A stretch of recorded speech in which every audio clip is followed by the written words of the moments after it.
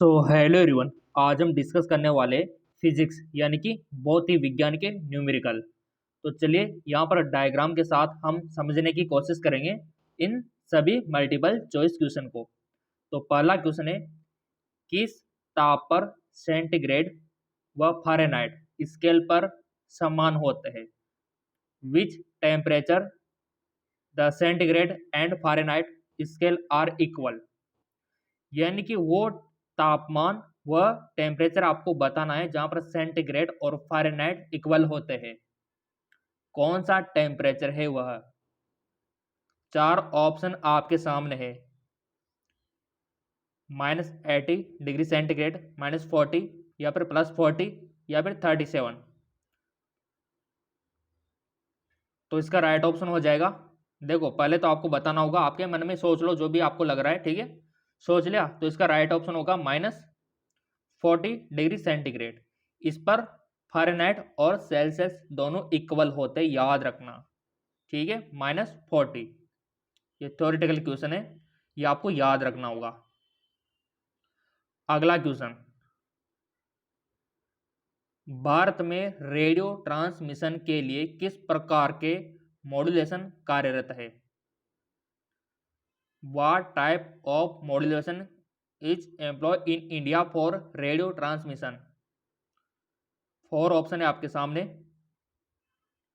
Frequency modulation, amplitude modulation, none of this यानी कि कोई नहीं, या फिर पल्स मॉड्यूलन। बताओ। तो यहाँ पर राइट ऑप्शन होगा एम्पलीट्यूड मॉड्यूलन, ठीक है। और आपने देखा होगा कि आपका चाहे एएम हो गया, ठीक है, यहाँ पर आपका रेडियो हो गया, एफएम हो गया, है ना, ये सभी कुछ ना कुछ फ्रीक्वेंसी रहती है इनकी। चलो समझ लेते हैं इनको। जैसा कि आप यहाँ पर देख पा रहे, ये है आपका एएम मॉड्यूलन, ठीक है। ये टाइमिंग आप देख सकते हो और ये एम्पलीट्यूड आप देख सकते हो। तो ऐसा ही हो जाए, यहाँ पर आप एफएम को भी देखोगे ना, एफएम आपका जो एफएम होता है जहाँ पर आप सुनते हो, ठीक है। तो ये किस प्रकार होता है, जैसे यहाँ पर कोई बोल रहा है, कोई गाना भी चल रहा है, तो यहाँ पर आपको इतनी दूरी पर क्यों सुनाई देता है? ये सिस्टम होता है इसमें भी फ्रीक्वेंसी का। तो इस प्रकार से फ्रीक्वेंसी काम में आती है, चाहे वो आपका रेडियो हो, चाहे वो आपका एफएम हो, या फिर कोई भी रेज हो, ये आपको याद रखना होता है। जैसे रेडियो कौन सी फ्रीक्वेंसी पे चलता है, ठीक है, माइक्रोवेव हो गया, तो सबकी अपनी अपनी फ्रीक्वेंसी होती है। सो यहाँ पर रेडियो ट्रांसमिशन के लिए आपका आएगा एम्पलीट्यूड। क्लियर? चलिए देखो, थोड़ा लॉजिक क्वेश्चन है। यदि सरल लोलक में धातु के गोले के स्थान पर लकड़ी का गोला लगा दिया जाए तो इसका आवर्तकाल वही रहेगा, बढ़ेगा, घटेगा? क्या प्रभाव पड़ेगा विद्यार्थियों? लोलक तो जानते हो ना, लोलक तो आप घर पे भी बना सकते हो। एक धागा लेके उस पर एक धातु का नीचे आप कोई भी सर्कल, गेंद टाइप का, गोलाकार कोई भी इसमें लगा के, और फ्री मूवमेंट इनका होना चाहिए, इनको एकदम फ्री होना चाहिए ये। तो ये आपका लोलक तैयार है। अब यहाँ पर ये धातु का हटा के आपको लकड़ी का लगाना है, तो इसके आवर्त काल पर क्या प्रभाव पड़ेगा? सोच समझ के आंसर दो। तो देखो विद्यार्थियों, ऐसी कंडीशन में इसका जो आवर्त काल है उस पर कोई भी प्रभाव नहीं पड़ेगा, यानी कि वही रहेगा, सेम ही रहेगा। अब आप बोलो सर कैसे रहेगा? तो देखो विद्यार्थियों, इसका फॉर्मूला आपको पता होगा आवर्तकाल का। चलो मैं आपको दिखा देता हूं। जैसा कि आपने 11th 12th में पढ़ा होगा, आपका जो पेंडुलम होता है उसका आवर्तकाल कुछ इस प्रकार से रिप्रेजेंट हम करते हैं, 2π√L/g।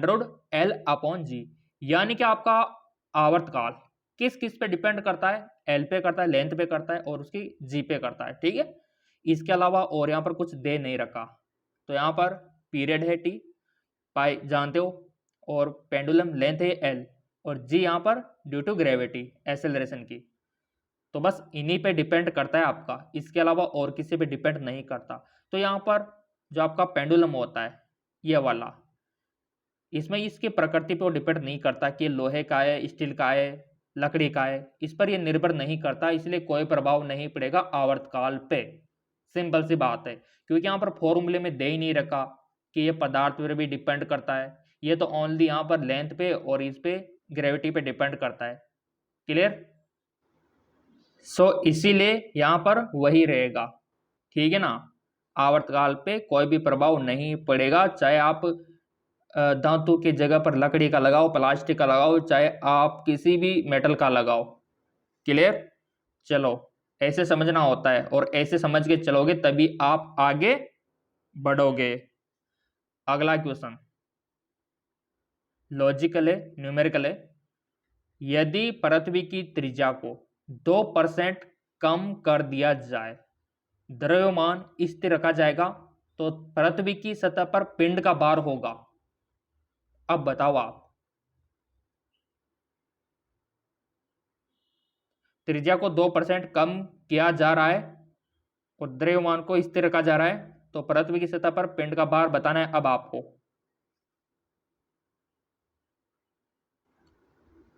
तो देखिए विद्यार्थियों, बहुत ही आसान है। यहां पर हम पृथ्वी की त्रिज्या को 2% कम कर रहे हैं। किसको? त्रिज्या को, यानी कि आर को। तो फॉर्मूला तो पता है ना आपको? अगर नहीं है तो चलो मैं दिखा देता हूं, क्योंकि ये अपॉन यानी कि बट्टे के नीचे होता है आर स्क्वायर। चलो मैं दिखाई देता हूं आपको। यहां पर आप देख पा रहे होंगे आपका G equal to G M upon R square होता है, ठीक है। इतना सा तो आपको पता ही है। तो यहाँ पर त्रिज्या यानी कि नीचे है, यानी कि इसको कम करेंगे तो ऊपर ये हमारा बढ़ेगा जी का, ठीक है, वैल्यू। तो और भी आप यहाँ पर और क्लियर कर सकते हो, F equal to M G होता है, ये भी आप जानते हो। और भार और द्रव्यमान में भी अंतर होता है, सिंपल सी बात है। तो क्लियर तो आपका यहीं पर ही हो गया कि ये बट्टे में दे रखा है, यानी कि जितनी त्रिज्या घटेगी हमारा उतने ऊपर ये इसका मान बढ़ेगा, ठीक है। तो यहाँ पर आपका F equal to M G होता है, और यहाँ पर द्रव्यमान और भार में अंतर आपको पता होना चाहिए। द्रव्यमान तो वो होता है जो किसी वस्तु में उपस्थित पदार्थ की परिमाप होती है, और ये बल को पृथ्वी के केंद्र की ओर खींचने का निरूपित करता है, ये वाला बल भार, ठीक है। तो वो होता है भार और ये होता है द्रव्यमान। और द्रव्यमान की कोई दिशा नहीं होती, और जबकि इसकी दिशा होती है भार की। द्रव्यमान शून्य नहीं होता है और ये केंद्र पर जो भार है शून्य होता है, ये आपको पता होना चाहिए, बेसिक टॉपिक। और द्रव्यमान, इसका मान पृथ्वी की सभी जगहों पर समान रहता है द्रव्यमान का, और जो भार है वो बदलता रहता है हर एक लोकेशन पे। ध्रुव पे जाओगे तो अलग रहेगा, पृथ्वी के मध्य में आ जाओगे तो अलग रहेगा, तो वो चेंज होता रहता है। और जो द्रव्यमान है इसका मात्रक किलोग्राम होता है, और जो भार होता है इसका न्यूटन होता है, ठीक है। तो इस प्रकार आपको पता होना चाहिए द्रव्यमान और भार में अंतर। टेलीग्राम को फॉलो कर लेना, वहां पर डाल देंगे ये। और ये भी आपको पता होना चाहिए कि F equal to M G होता है, और ये भी आपको पता होना चाहिए G equal to G M upon R square, यानी कि त्रिज्या कम होगी तो इसका मान बढ़ेगा। अब यहाँ पर भी त्रिज्या कम हो रही है तो सिंपल सी बात है कि भार बढ़ेगा, ऑब्वियसली बात है, क्योंकि फॉर्मूला पता है तो सब पता है आपको। और मैंने बोल रखा है कि फॉर्मूला याद कर लेना फिजिक्स में, बस काम वहीं पर बन गया आप लोगों का। अगला क्वेश्चन, एक तनी हुई रबड़ में क्या होता है? जो एक तना हुआ रबड़ होता है, जैसे मान लो एक तना हुआ धनुष हो गया, तना हुआ गिलोल हो गया, है ना, कोई भी खिंचा हुआ रबड़ हो गया, कोई भी खिंचा हुआ स्प्रिंग हो गया, उसमें क्या होता है? क्या उसमें गतिज ऊर्जा अधिक होती या स्थितिज ऊर्जा यानी कि पोटेंशियल एनर्जी अधिक होगी, या फिर आपकी जो पोटेंशियल एनर्जी वो कम होगी, या फिर गतिज ऊर्जा कम होगी? तो बच्चों वाला क्वेश्चन है कि कोई भी धनुष खिंचा हुआ है, कोई भी रबड़ खिंचा हुआ है, तो उसमें स्थितिज ऊर्जा ही होती है अधिक। क्या होती है? Potential energy. जैसे मान लो ये आपका धनुष है, ठीक है, वो पढ़ा भी होगा आपने, तो ये धनुष ऐसे खिंचा हुआ है रबड़, ठीक है, इसका जो रबड़ है वो खिंचा हुआ है, ऐसा मान लो ऐसे खिंचा हुआ है, तो इसमें क्या स्टोरेज है? स्थितिज ऊर्जा। कोई भी स्प्रिंग है, ऐसे लंबी स्प्रिंग, ठीक है, और इसको दोनों तरफ से दबा के आपने ऐसे इसको बिल्कुल छोटा कर दिया, तो इसमें एनर्जी आ गई, कौन सी? स्थितिज ऊर्जा। जब आप छोड़ोगे तो ये किसी को भी फेंक सकती है। तो इसमें क्या होती है, कोई भी पदार्थ इलास्टिक होता है, उसको खींचते हैं तो उसमें स्टोरेज हो जाती है स्थितिज ऊर्जा, ठीक है। तो इतना सा आपको पता होना चाहिए। जैसे मान लो कोई भी गतिशील कार है तो उसमें क्या होती है, उसमें होती है आपकी काइनेटिक यानी कि गतिज ऊर्जा। कोई भी गतिशील है तो उसमें गतिज ऊर्जा होती है, और कोई भी पदार्थ जिसमें स्टोरेज किया हुआ है उसमें स्थितिज ऊर्जा होती है। चलिए अगला क्वेश्चन, हाइजन की वेव थ्योरी किसकी व्याख्या नहीं कर सकती? यानी कि आपको पता होना चाहिए कि हाइजन की जो वेव थ्योरी है वो किस किस की व्याख्या करती है। तो ये पता है तो ये क्वेश्चन आप कर सकते हो। तो देखो हमको तो पता है कि जो हाइजन की वेव थ्योरी है वो ध्रुवीकरण की व्याख्या करती है, विवर्तन की भी करती है, व्यतिकरण की भी करती है, इंटरफेस की।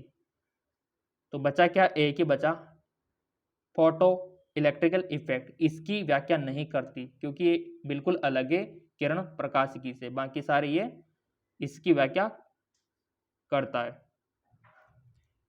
नेक्स्ट, किरचॉफ के प्रथम और द्वितीय नियम के संरक्षण पर आधारित है।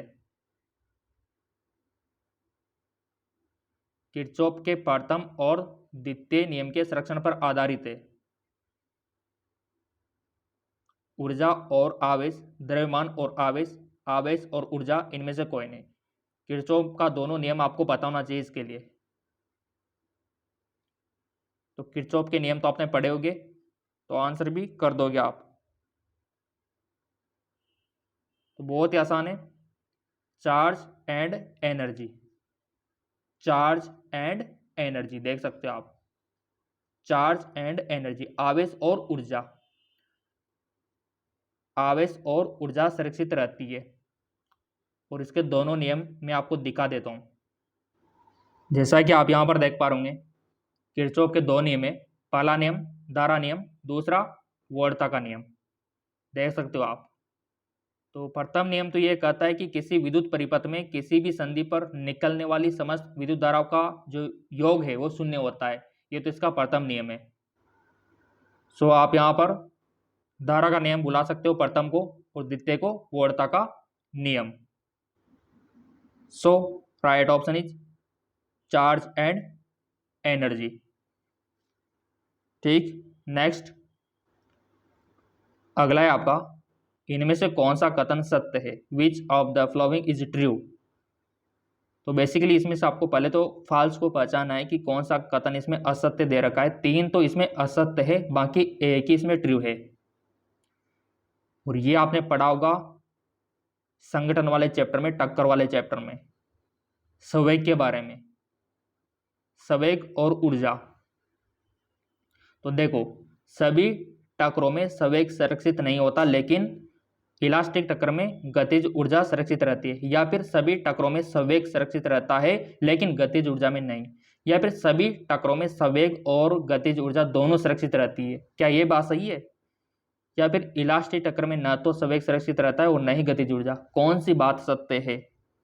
तो देखो विद्यार्थियों, संवेग हम सबने पढ़ रखा है, और जब हमने पढ़ा था तो हमने यही सीखा था कि सभी टक्करों में संवेग सुरक्षित रहता है लेकिन गतिज ऊर्जा नहीं रहती। तो ये आपके ऑप्शन 2 में दे रखा है, सभी टक्करों में संवेग सुरक्षित रहता है लेकिन गतिज ऊर्जा नहीं। इसका राइट ऑप्शन यही होगा। क्लियर? नेक्स्ट, पिंड की विकर्ण ऊर्जा के समानुपाती होती है। Energy radiated from the body direct proportional to, किसके समानुपाती होती है? 4 ऑप्शन है, T², T-4, T4 या फिर नॉन ऑफ दिस। पिंड की विकर्ण ऊर्जा किसके समानुपाती होती है? तो देखो विद्यार्थियों, वो होती है T4 के। अब आप बोलेंगे सर कैसे? तो इसके लिए आपको फॉर्मूला पता होना चाहिए। मैंने पहले बोल रखा है कि फॉर्मूला पता होगा आपको तो कर दोगे आप। न्यूमेरिकल आ गया तो भी कर दोगे, लॉजिक वाला आ गया तो भी कर दोगे आप। तो बस सारा कमाल फॉर्मूले का है फिजिक्स में, और ये क्वेश्चन फॉर्मूले के कारण ही हमको यहाँ पर आ चुका है। चलो क्लियर कर देते हैं आपका डाउट। आपके पास जो भौतिक विज्ञान की किताब है एनसीईआरटी की, उसमें ये दे रखा है फॉर्मूला, कहीं ना कहीं पर तो आपको देखने को मिल ही जाएगा। ये वाला। अगर ये वाला नहीं देखने को मिलेगा तो ये तो आपको देखने को मिल ही जाएगा। ठीक है, ये देख लो आप। फिर भी यहाँ पर भी आपको इजल टू T4 ही मिलेगा, यहाँ पर भी वही मिलेगा, क्योंकि होता यही है, ये नीचे नहीं जाएगा, ये ऊपर ही रहेगा। T4 देख लो आप।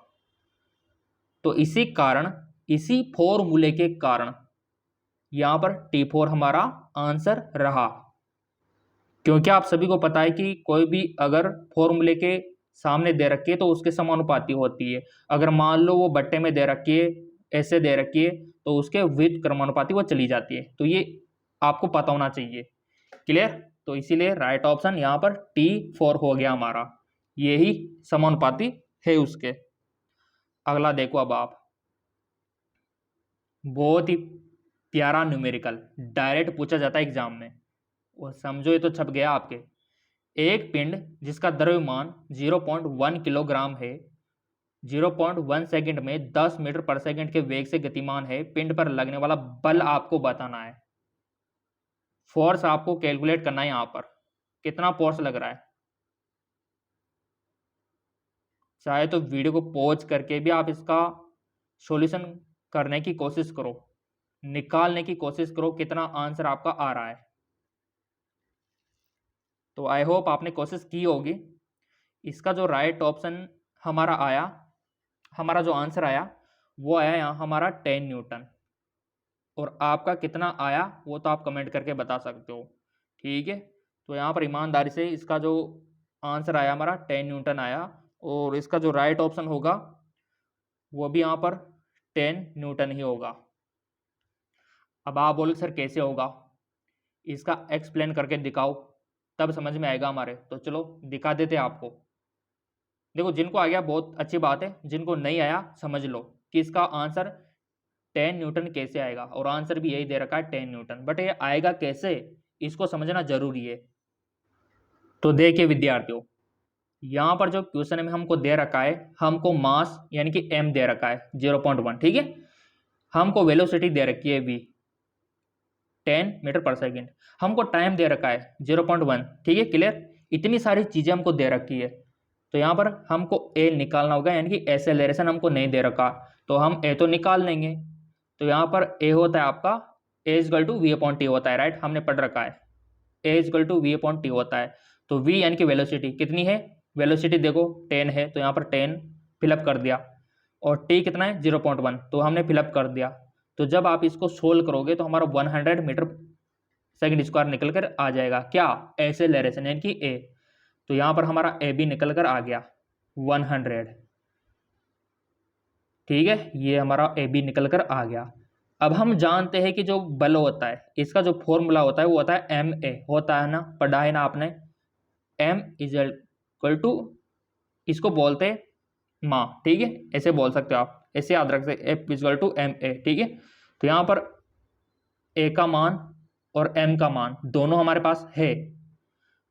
तो यहाँ पर m का मान कितना है, ऊपर देख लो आप 0.1। तो यहाँ पर m का मान भर दो, और a का मान ये निकाल लिया था, इसको भर दो। और जब आप इसको सोल्व करोगे तो हमारा देख लो आंसर आ गया 10 न्यूटन। ऐसे आंसर करना होता है, और ये तभी होगा जब आपको फॉर्मूला पता होगा। बस आप फिजिक्स में फॉर्मूला लिख लो, जितने भी फॉर्मूले हैं सबको लिख लो, कोई भी नहीं रोक सकता आपको न्यूमेरिकल करने से।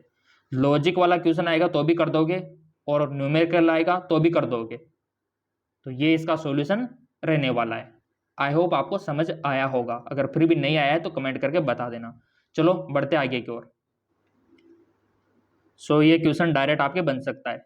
अगला, एक सीधे लंबे धारावाहक चालक के कारण चुंबकीय प्रेरण रेखा है, क्या तार के लंबवत होती है, सकेंद्रित होती है वृत्त, तार के समांतर होती है? बताओ कैसे होती है। मान लो कोई भी तार है, ये आपका तार है, ठीक है, ये आपका सीधा सा तार है, ऐसे निकला हुआ है, ये निकला हुआ है, इसमें लाइट प्रभावित है, आपके विद्युत धारा प्रभावित है। तो इसमें चुंबकीय क्षेत्र रेखा है, किस प्रकार उत्पन्न होगी? क्या इसके लंबवत होगी, क्या इसके सकेंद्रित होगी, क्या इसके समांतर होगी, कैसे होगी? पढ़ा होगा ना आपने विद्युत धारा का चुंबकीय प्रभाव। कि मान लो किसी भी तार में धारा बह रही तो वो चुंबक की तरह व्यवहार करता है, तो उसमें पैटर्न कैसा बनेगा आपका? तो वो बनेगा आपका सकेंद्रित। कैसा बनेगा? कॉन्सेंट्रिक सर्किल बनेगा। यानी कि सकेंद्रित का मतलब होता है जिसका एक ही सेंटर हो सभी वृत्तों का, 3 4 5 जितने भी वृत्त हैं उनका केंद्र एक ही हो, इस प्रकार का पैटर्न बनेगा। चलो इनको डायग्राम की मदद से समझ लेते हैं।